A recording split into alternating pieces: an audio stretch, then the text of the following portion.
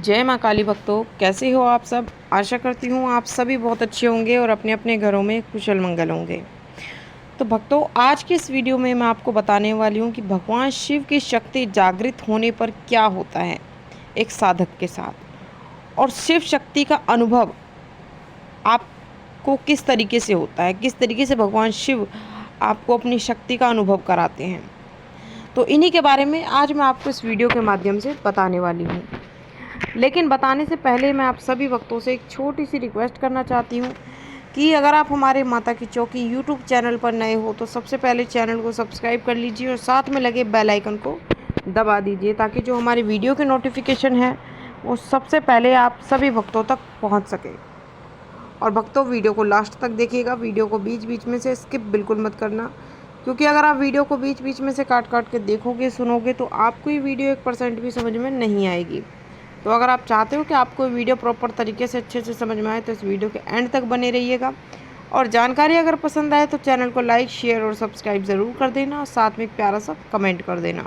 और जितना हो सके ज़्यादा से ज़्यादा इस वीडियो को सभी भक्तों तक शेयर करिएगा, ताकि सभी भक्तों तक इस वीडियो की जानकारी पहुँच सके। तो भक्तों, भगवान शिव की जब शक्ति जागृत होने पर होती है तो कुछ ऐसे अनुभव भगवान शिव स्वयं हमें कराते हैं, जिनसे कि हम खुद जान सकते हैं कि भगवान शिव की जो शक्ति है वो जागृत हो रही है या नहीं हो रही है। ठीक है, भगवान शिव का वास आपके घर में है या नहीं है, मात्र आप इन अनुभवों से आप अंदाज़ा लगा सकते हो। और जिस घर में भगवान शिव की शक्ति होगी, जिस घर में भगवान शिव का वास होगा, उस व्यक्ति को, उस साधक को ये अनुभव ज़रूर होते हैं। ठीक है, तो चलिए अब बात करते हैं पहले अनुभव के बारे में, कि अगर पूजा पाठ करते समय या फिर आप ओम नमः शिवाय मंत्र का जाप आप करते हो, उस समय अगर आपका जो आज्ञा चक्र होता है, जिसको हम थर्ड आई भी बोलते हैं, वहाँ पर अगर आपको खिंचाव महसूस होता है या हल्का हल्का दर्द महसूस होता है या गुदगुदी सी आपको महसूस होती है, तो समझ लीजिए ये भगवान शिव का ही एक संकेत है, जो कि आपको बताना चाह रहे हैं कि भगवान शिव की जो शक्ति है वो जागृत हो रही है। ठीक है, तभी आपको ये संकेत, ये अनुभव हो रहे हैं। दूसरी चीज़ कि जब भगवान शिव की शक्ति जागृत हो रही होती है तो आपका जो पूजा पाठ करते समय आपके शरीर का तापमान बढ़ने लगता है। यानी कि कभी आपका शरीर का तापमान बहुत ज़्यादा बढ़ जाएगा, कभी आपके शरीर का तापमान बहुत ज़्यादा घट जाएगा, कभी आपका शरीर ठंडा पड़ने लगेगा, कभी आपका शरीर बहुत गर्म पड़ने लगेगा। तो ये अनुभव एक साधक को तभी होते हैं जब भगवान शिव की शक्ति जागृत हो जाती है, तभी उस साधक को ये संकेत, ये अनुभव होने लगते हैं। तीसरा संकेत कि जब भगवान शिव की शक्ति जागृत हो रही होती है तो आपके जो शरीर के जो रोंगटे हैं वो अक्सर पूजा पाठ करते समय या फिर जाप करते समय, या फिर आप भगवान शिव का नाम भी लोगे या फिर कहीं उनका नाम सुनोगे, तो आपके शरीर के जो एक एक रोंवा आपका खड़ा हो जाएगा, एक एक रोंगटा आपके खड़ा हो जाएगा। ठीक है, तो ये भी एक पहचान है भगवान शिव की शक्ति जागृत होने की। अगर किसी साधक को ये संकेत मिलते हैं, ये अनुभव होते हैं, तो समझ लीजिए कि आप बहुत ही भाग्यशाली भक्त हो, जो कि भगवान शिव का वास स्वयं आपके घर में हुआ है।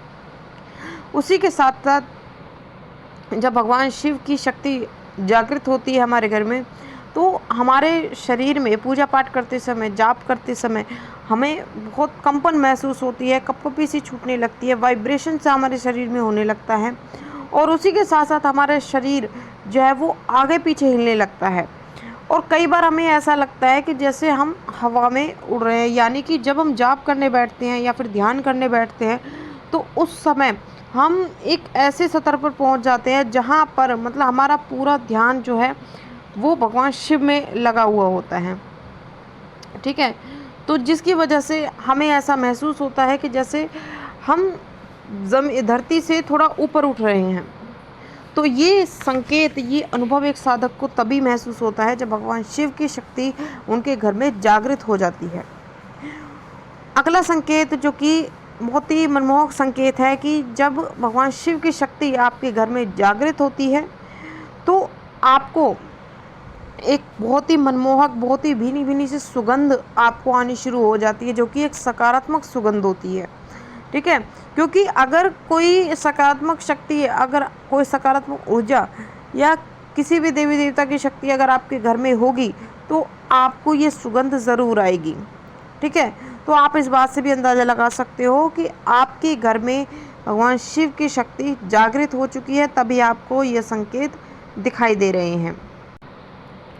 अगला संकेत कि जब भगवान शिव की शक्ति आपके घर में जागृत होती है, तो आपकी अक्सर आप देखोगे कि आपकी आंखों में लालपन आपको दिखने लगेगा, और उसी के साथ साथ आपकी जो नींद है वो ब्रह्म मुहूर्त में खुलने लगेगी। ब्रह्म मुहूर्त यानी 3 से 5 बजे के बीच का जो समय होता है, उस समय में, क्योंकि माना जाता है कि इस 3 से 5 बजे के बीच का जो समय होता है वो देवी देवताओं का समय होता है।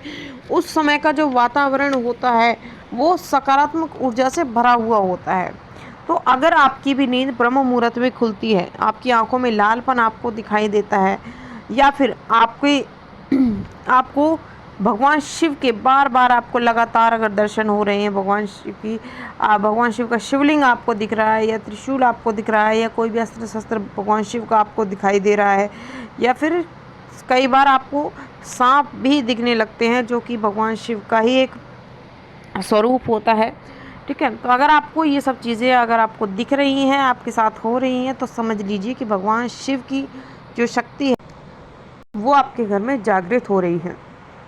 अब मैं आपको बता देती हूँ अगला संकेत, जो कि सबसे लास्ट और सबसे महत्वपूर्ण संकेत है, कि जिस साधक के घर में भगवान शिव की शक्ति जागृत हो जाती है, तो उस व्यक्ति को ज़्यादातर स्वप्न के माध्यम में शमशान दिखने लगता है, ठीक है?